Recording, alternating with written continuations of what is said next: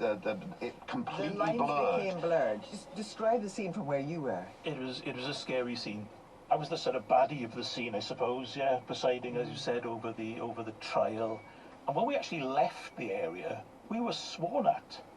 Some of I remember getting closer and closer to the guys from the Taibach Rugby Club who were acting as the sort of security men for the play, because the crowd really shouted at us and swore at us on the way out, and it was shaking of the scaffolding. It was really scary. And it felt like it could kick off at any moment. Absolutely. I mean, and so there was a real feeling of anger, but at the same time, nobody got hurt, nothing got broken, and yet it felt you couldn't. If you were filming it, you couldn't have asked for a better scene to be filmed if you wanted that to, to look really real. Myth, tell me about the creation of the Garden of Gethsemane. The design of that scene wasn't a scene that I worked on myself, so Sue Hill, one of WildWorks designers, worked on that scene. So Michael and the other performers that played the disciple characters spewed out of the club after people had been arrested, but directly opposite was almost like a kind of enclosed housing, almost like a little cul-de-sac. We've already mentioned that it was raucous out there. But then it almost went to silence. It was there was a pin. You could have heard a pin drop in that space. There's this kind of gap in time opened, and Michael and the other performers played out Gethsemane, which happened on top of a skip. The lads who were playing, the different characters, they all decided they were going to stay in character as well. There was a little sort of supermarket, little mini mart, and they went down there to buy in character. They went down there to buy a can or something because they were going to stay up all night. And whilst they were in there, some guys were in there and they went, "You part of that bloody Michael Sheen Passion, you know?" And then these guys, am I allowed to swear? Yes. And these guys went, "Yeah, the Passion." And then this little old lady was in the mini-mart as well, who had been a part of it all. And she went, "No, not the Passion, you!" And so this thing nearly kicked off with this little old lady in this mini-mart. Dad? Hello, son. You're out late? On Easter Sunday morning, as the story moved towards its inevitable end, God, the roofer, appeared repairing slates high up on the roof of a local house. Hey, is there a piece of slate down there, son? It's broken. Yeah. Yes, I thought it might be. But never mind. Pass it up, son. Do I have to? Scriptwriter Owen Shears. We're about to have the trial scene. This is, I guess, our equivalent of the scene from the Gospels where Pilate presents a choice to the people. The crowd picked their man. I think we know where it's going. We're really rooting for him. The resistance is really base instinct, I suppose, that anti-establishment feeling. After the trial, the teacher led a long procession through the streets carrying his cross, followed by musicians and local singers, as well as what was now an audience of many thousands. It's so touching. So touching. And what is brought to Port Talbot today, it's fresh. Everybody out. They want to Port Talbot. Others patiently lined the streets en route to the climax of the three-day performance, the crucifixion. Cross technician Graham Jobbins. The thing I remember most was the total stress of getting there on the Saturday, and the stage had only just been put up and it wasn't finished by any means.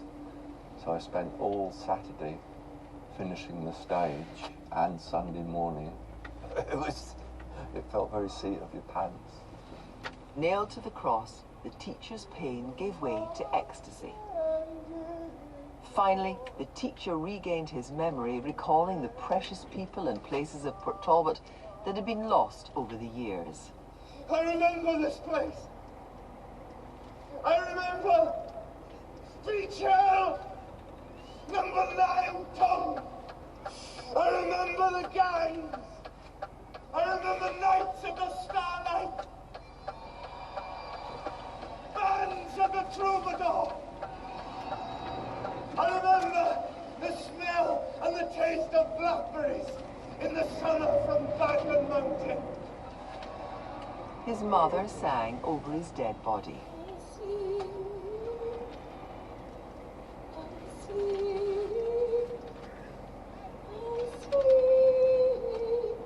For the people of Port Talbot, the whole experience was something of an epiphany.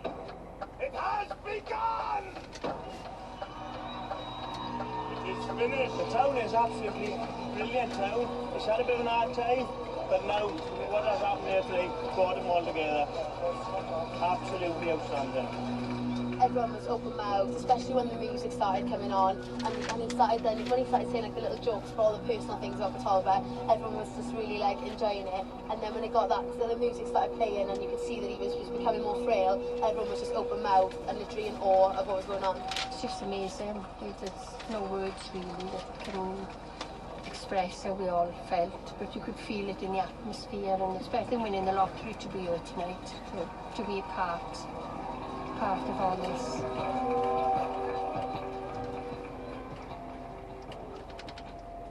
We can't come to the end of this programme without a couple of prosaic moments. I mean, you were out in the streets all the time. You had to pit stops, didn't you?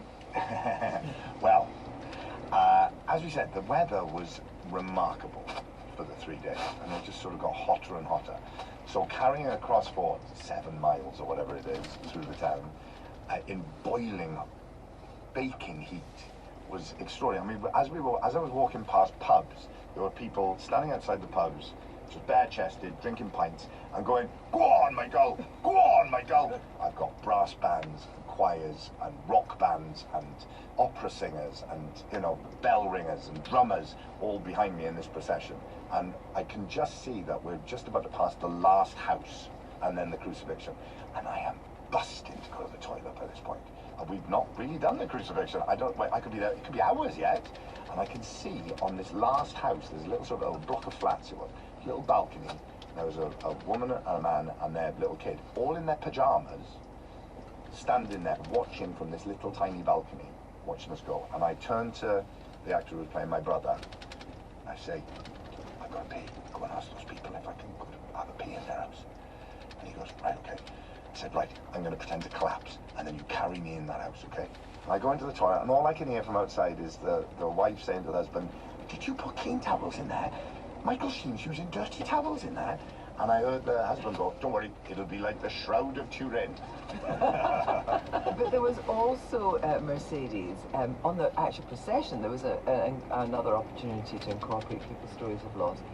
Just before the show was on, I walked the entire route of the procession asking people to bring something of the inside out.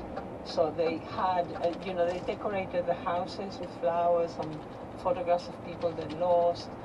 And I went into one of the houses, and there was a young boy there who was non-verbal, non-communicative. It was very obvious that he was very disabled. So anyway, they asked me to sit down and have a cup of tea. And I noticed that they had quite a lot of images of Our Lady of Lourdes. So being, from a Catholic background myself, I said, "Oh, you go to Lourdes?" And they said, "Yes, we go every year so that our son may be healed." And I was so moved by this that I absolutely spontaneously said to the man, "Would you like to carry the cross for a bit?" And he immediately jumped onto the chance and said, yes, he would love to carry the cross for a bit. He thought it would be a very symbolic and spiritual thing to do for his son. And I went and told Michael, I remember, and Michael said, no, I want to do it all. And anyway, in the event, when the procession came through in front of this person's house, he offered to carry Michael's cross, and Michael let him very graciously. It was a wonderful moment of just being able to offer this opportunity to someone with such strong belief, even though I'm not religious myself. Michael, towards the end, when you're talking about all these stories that people have told you about the things that matter to them in Port Talbot, it must have been an extraordinary moment. So over the years that we'd been working on it, I'd started just writing down on my phone anything that people said that they'd lost. And that could be, like, there used to be a thing called Beach Hill, and you went over this little hill, and it used to make your tummy go a bit funny. You know, as a kid, you'd remember it, and it's not there anymore. Or then someone would say they lost, you know, a friend of theirs, or their parent, or a child, or part of the sort of narrative that we were playing with was the idea that this town had something of value underneath it, under the ground, and the company wanted to extrapolate that. What was under the town were the memories of the town. That was, and we found a way to visually represent that. Remember, this is on a roundabout in front of the beach. It's dark.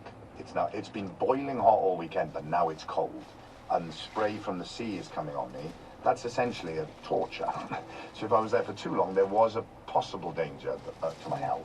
I was also aware that if someone wanted to throw something at me, someone wanted to, I don't know, anything, I was so exposed and vulnerable up there. And as I started to say these places and these names, I mean, some of them were names that, you know, hadn't been heard. There were friends of mine who had died when I was at school. You know, part of the inspiration of the whole piece was a young man who was 11 when he died. It was the first time I'd ever experienced death. It was a boy I was in school with. And his mother, she came up to me one day, and whilst we were doing, you know, looking at a location, and this woman came up to me and said, "I'm Nigel's mother, and I run a grief counselling place here," because there was no grief counselling for me when he died. And now I do it out of this room in this church hall. And when we came back the next time, that wasn't there anymore because the little bit of funding that was giving her that had been cut. When we first put the call out for people to get involved in this piece, right at the beginning, we used a photograph of a bus stop because I wanted people to send in photographs of places that were special. You didn't need to say why, it just needed to be special to you. And that was special to me because that's where I heard that he died. Was that bus stop? Sorry. You were 11. You were 11 then. I was 11 years old, yeah. So I said his name on the cross, as well as saying the name of Selwyn Jenkins Sports Outfitters, where we used to buy our football boots. As people are watching it, they're watching the crucifixion, so they're in a particular mind space for that, and we had the procession, which was very emotional. But then I say Selwyn Jenkins, and people start laughing. But then I say Nigel Miles, or I say Matthew Ellis, who was another boy who died from my school.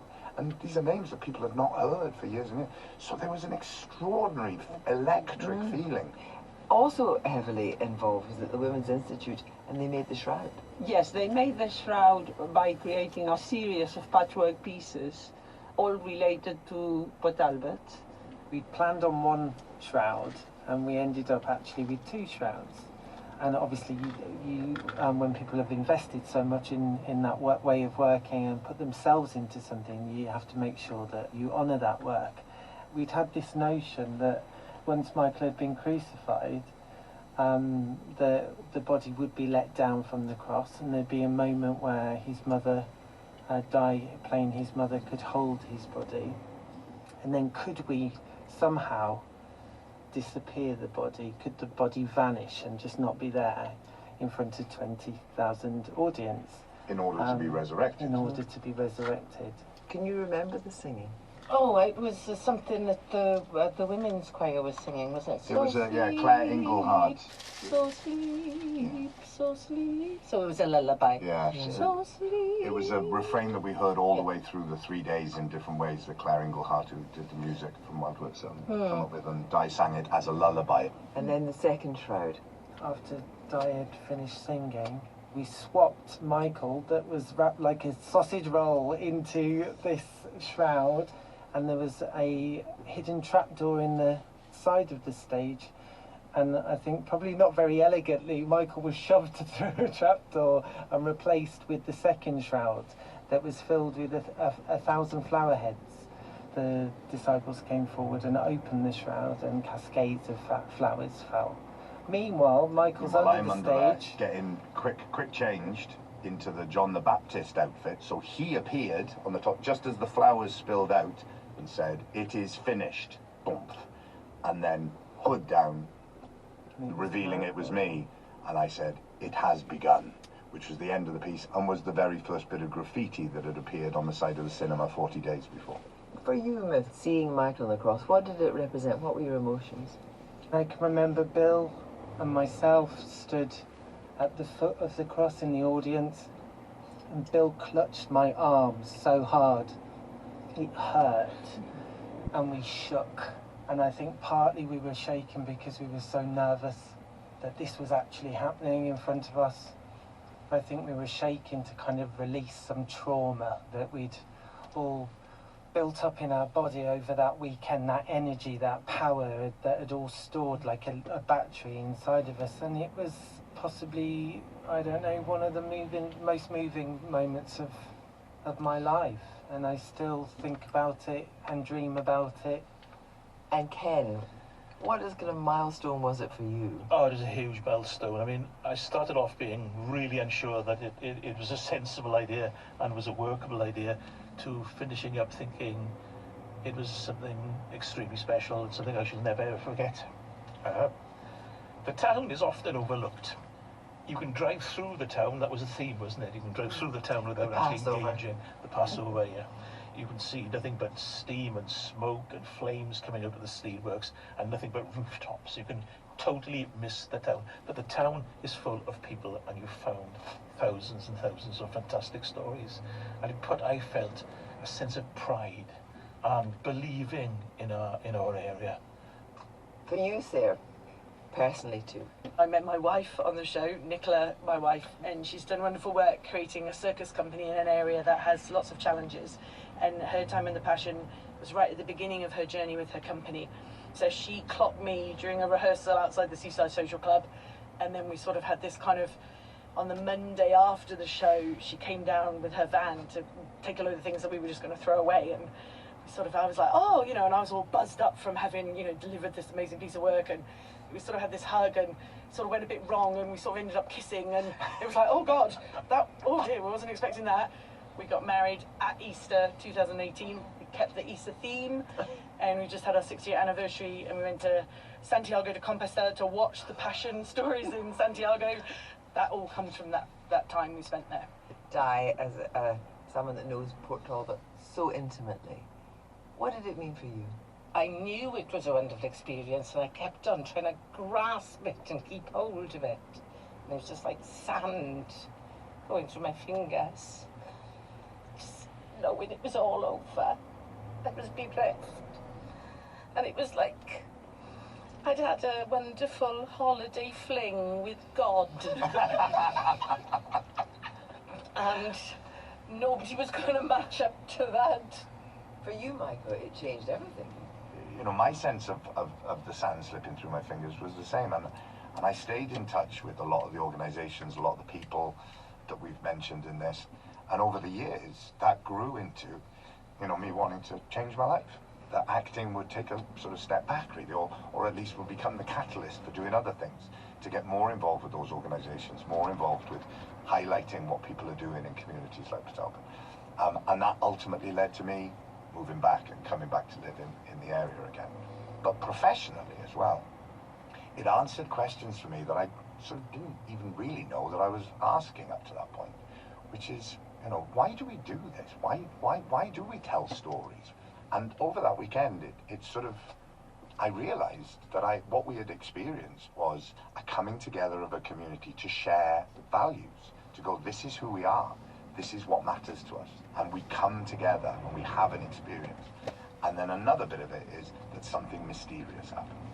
That something that is bigger than the sum of its parts takes place. That we were not really in control of. Ken, right now, Port Talbot's about to have another terrible time with job losses when the blast furnaces close.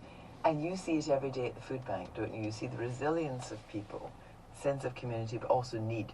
Yes, absolutely. Help out at the local food bank, and it's grown. The need for it has grown. We are going to probably have a huge increase, unfortunately, in the coming months and years. So in a way, this is the kind of thing people want to hold on to. This idea that you are community. Yeah. My entire memory is of the steelworks always being under threat, and it's been, but so it's not a surprise that we've got to where we've got to, but it's still shocking, people losing their jobs. But, part of what we've all been talking about today is the extraordinary resilience of people, the extraordinary stories, the extraordinary ability to reinvent and resurrect. And I know, no matter what the difficulties are ahead, that town and the people and that community has such a strong sense of identity. All it needs is just to be tapped into, and these sort of things can happen. Ken Tucker, Mercedes Kemp, Myth Farrow, Sarah Helmsey-Cole, Guy Butcher, Michael Sheen. Thank you all very much. Thank you. Thank you, lovely. The reunion was produced by Karen Perry. The editor is David Prest, and it's a Whistledown production for BBC Radio 4. We're off to Ambridge after the news. He was meant to be giving a lecture on the importance of keeping writers safe from harm. But instead, Salman Rushdie was targeted in a vicious assault that almost claimed his life. So it's you, he thought. Here you are. Now, for the first time, and in unforgettable detail, the award-winning author relives the traumatic events of that day, its aftermath, and the long road to recovery. Art Malik reads Knife by Salman Rushdie on Radio 4 and BBC Sounds this Monday to Friday morning at 11:45.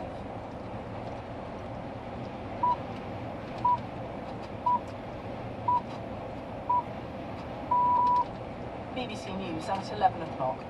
The Energy Security Secretary Claire Coutinho has defended the government's record on tackling climate change, insisting it is taking a balanced approach. She said she wouldn't apologise for putting forward measured plans to reduce carbon emissions at a time when people were struggling with the cost of living. Ms Coutinho was speaking after the head of the government's climate change watchdog said Rishi Sunak had set the UK back with his green policies.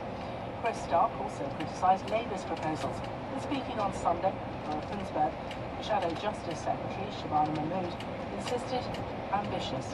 This is going to be a challenging mission that we have set for ourselves, but we're not prepared to just sit back and think we're in a bit of a doom loop here and it seems like it's all pretty hopeless and we can do nothing. Government can achieve huge things in this area if it has the political will to do so, if it makes some money available, but also if it takes the steps to unlock private sector investment, which will provide all of the money taken together in order to get to clean energy by 2030.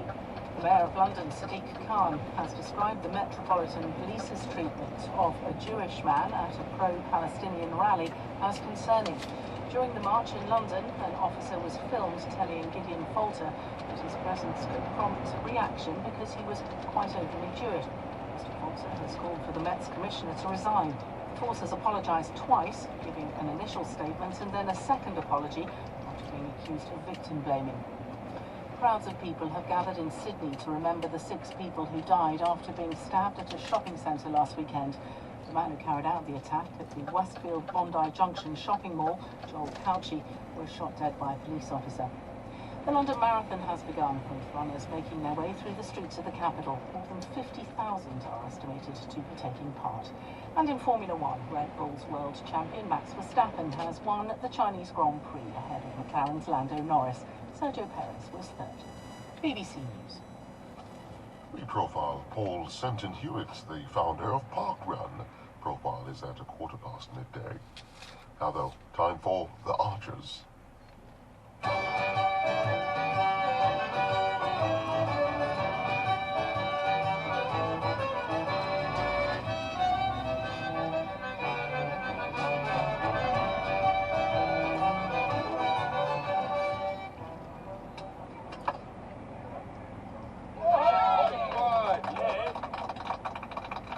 Great catch. Oh, thanks, Gazza. I'd have put money on you dropping that with your record. I nearly did. The heart was in my mouth. Well done, Hannah. They weren't easy. It was hanging in the air for ages. Yeah, they're always tricky, those ones. You got too long to think. I think about other ones you usually drop. Must train your mind. So, Darrington all out, 172. It's doable, definitely doable. As long as you don't have to depend on me. Righty-o. You're in 11, Hannah. Strictly speaking, we should nail this without calling on you at all. Let's hope so. Good moves, Harrison. Oh, skipper. Oh, thank you, Joseph. And you. You're doing a lot better. Oh, aye. How'd you work that out? Definitely missed a trick or two, Crispy, where I was standing. Did I? When, exactly? When that guy was run out, the big guy. With a tie around his belly. Aye, him. Bumped into Rex and fell out. Exactly. He fell over. An accident. He's still hurt. Of course he did. It was an accident. Delays across the capital, of course, on the Nicey, let's give them a clap when they come out to bat. What about it? Don't clap them, Harrison. It's Darrington. You need to get under their skin. Give them some lip. Let them know they're in a fight. You're talking about sledging. Psychological warfare. We're not doing that. We're letting the sport do the talking. Why not? It's fair play. Soften them up. Chip away at their edges. That's what Tracy was trying to do. I'm aware of that. Until you called her out. Look, I'm not having sledging. I've already made that clear. Bet your life Darrington will be sledging us. Yeah, they probably will. Then that's up to them. We just rise above it. It's not against the rules. The laws, not the rules. Oh, I beg your pardon. Look, you know nothing about cricket, Jazza. We've had Joy Orville over there, first-time spectator, and she's picked up more in one afternoon than you have in a lifetime. So, if I was you, I'd keep me dodgy opinions to myself. You would? If I had any sense, I would. Well, that sounds a lot like sledging to me. Sorry to drop in on you unannounced, Kate. No, that's all right, Auntie Lillian. I can guess what it is anyway. Yeah, I can't stop thinking about Alice. The way we left things were, keeping an eye on her. I have been doing that, watching for signs. And I'm not sure. I don't think I've noticed anything. Early days, though. Have you? Really? But the trouble is, she'd be good at covering up. She was last time. There were signs then, but I didn't spot them. I blame myself for that. Oh, no, don't, Kate. We none of us spotted them. Keeps running through my mind, though. I didn't notice and I didn't do anything. Maybe this time we can be better prepared. I've been wondering, is it enough just keeping our eyes open? I mean, shouldn't we be doing more than that? Like what? Well, we could... Maybe we ought to... What? We could tell Chris. Tell Chris? Well, just that we're worried. Oh, I don't know. What do you think? Yeah, I'm not sure about that, I'll tell you. I'm just thinking of Martha. Yes, of course. We have to consider her in this. Of course we do, except wouldn't Chris just take her away? Wouldn't you want to do that? And that would make things harder for Alice. It might even drive her further and faster to drink. Martha, that little girl. Knowing what we know. Yeah. We have to do something. Right. Yes. Let's talk to Alice. What? Put it to her, as carefully as we can.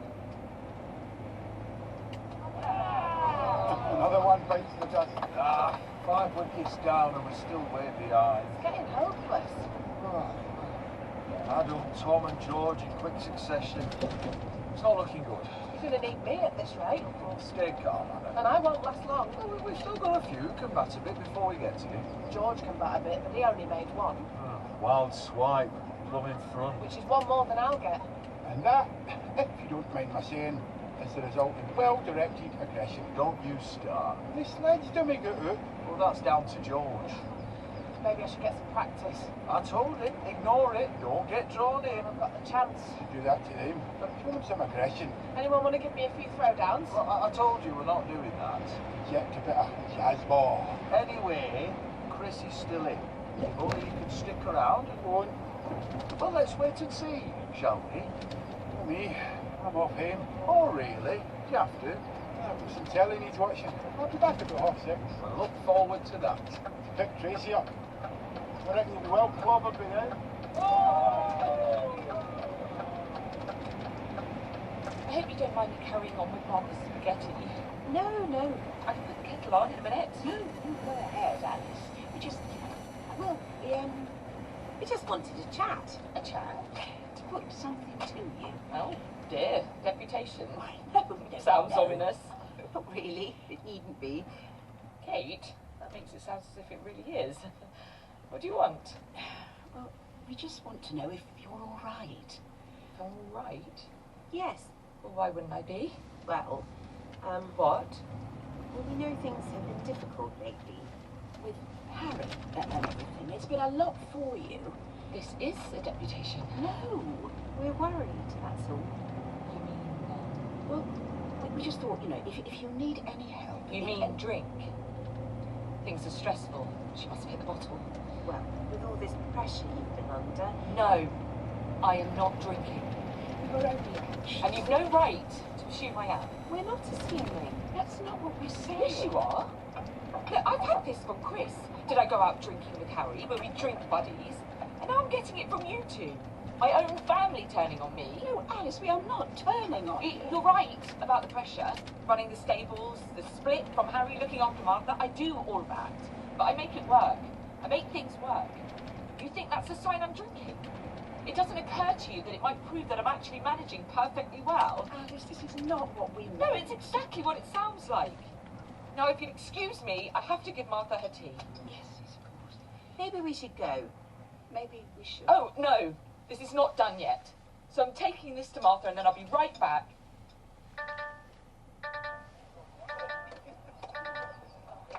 Huh, no over yet then. Not yet. Run one! Run one! You don't want two! There's an easy two there. Yeah, but it's the end of the over, so one run keeps Chris on strike. If they take two, which they have, yeah, so Hannah will have to take the last over. That's Hannah out there? It is. Then I reckon we're done for. Well, not necessarily. She said herself she can't back. She's doing very well, though. She's been in half an hour. Half an hour? What's been going on? Well, we went through another collapse, another bunch of wickets. Then Lex got a few and Chris stayed there. Very watchful, given no chances, and we thought it was all done and dusted. And then Hannah came in, but she's managed to hang around and Chris has kept her off strike as much as possible. No. Not now, so it's right in the balance. How many do we need? 3 to win. Only 3? Only 1 over left to get them. Which is what, 6 shots? 6 balls, yeah. Doddle then, fantastic. But not a doddle, no, Chazza, by no means a doddle. That's 6 chances to get Hannah out, 6 chances for Darrington to win. If it were Chris facing, it'd be a different story. Not to be in our favour, as it is, though. Who's this bowling? The fast bowler, very nippy. Whack it, Hannah! Go get her! Chazza Dawn. What no? Don't shout when the bowler's just about to bowl. You'll put Hannah off. That's okay. She's had to run! Run! No, don't run. Stay where you are. We only need 3, you said. Yeah, but safe and sensible runs. For pity's sake, Jazza, there was no running that. All right. Keep your way going. Oh, here he comes again, running up to bowl, and she's tapped it again. Well played, Hannah. How many do we need now? Still 3. She's going to have to whack it. Well, it's not that easy. He's a bit quick, this guy. Best chance is to drop the ball dead and go for the short run. Or whack it. Too risky. Jazz ball. Whack it! Believe me, Jazza, there's a lot more to cricket than simply whack it. There's a whole lot of technique and experience required. Here he comes again. Oh! He's bounced her! And she's whacked it! Oh! Straight through point! And away she goes! She did whack it! 4! Oh! Scottish beauty! She whacked it!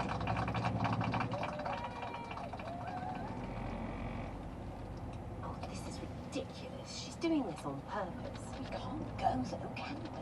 Well, I don't see why not. We're not doing any good waiting. We touched a nerve. Yes, but is that because she's drinking and she feels guilty about it, or because she's not drinking and she feels offended? Oh, I don't know. We're none the wiser, darling. And meanwhile, we're having to sit here like naughty children outside the head's room. Maybe she's had a bit of time to think.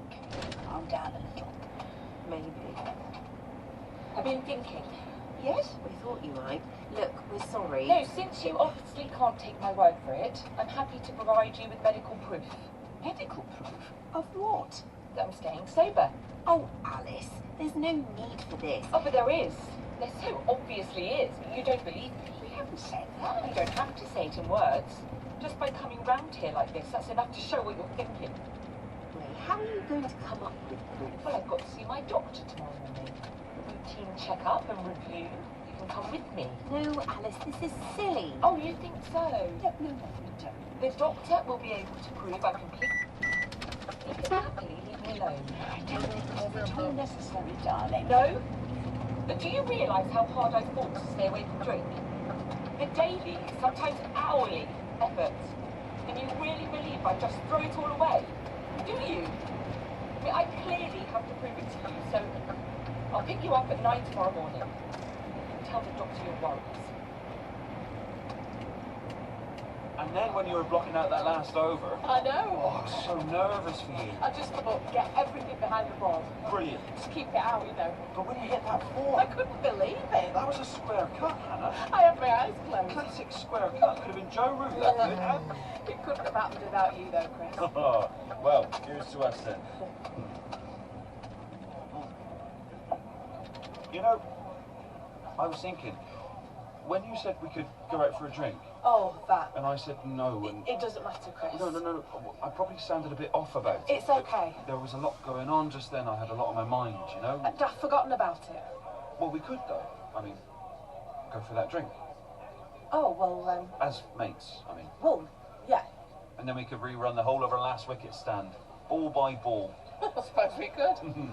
So, maybe one evening this week? Yeah, I think I could do that. Tuesday? Tuesday? Yeah, I think so. I think I can make that too.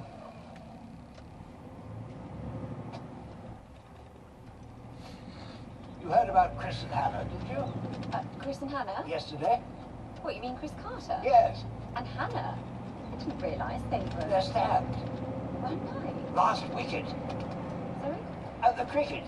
Last wicket stand. Oh, the cricket. Yes, I was there yesterday watching. Yes, of course. What did you think I meant? No, sorry, Oliver, I wasn't tuned in. The cricket, I heard they won, yes. Snatched victory from the jaws of defeat, and against our deadly rivals, Darrington to boot. Rather wonderful. I'm sure it was. Anyway, Green Gables, week ahead, if you're around. Well, I can arrange to be if it helps. It might, actually. We have the Lord Mayor of Felpersham staying with us on Wednesday. Ruby Cox. And her husband. We should do our best to make the